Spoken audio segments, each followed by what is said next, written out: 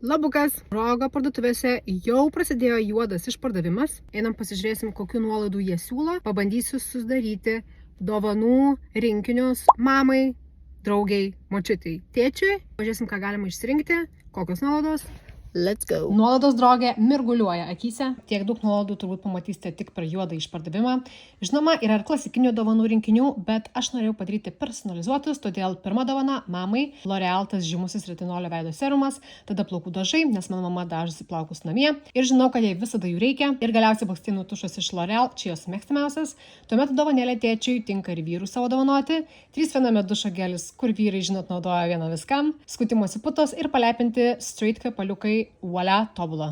Tuomet nepamirškim ir mūsų močiučių, šveičiamoji pėdų kaukė, Nivea Anti-Age kremas, plaukų dažai ir kempinė nugarai. Močiutė bus labai laiminga gavus iš manęs tokį dovanų rinkinį.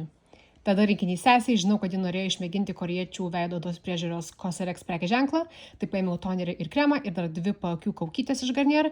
Ir galiausiai draugiai prigebiau naujieną iš Rimmel, čia skaistalai, tuomet mano mėgstamas nude lūpų pieštukas iš Deborah ir naujas Isadora tušas. Žinokit, rankų nebeturėjau. Skubėkit į drogą, dar spėsit ant nuolaidų.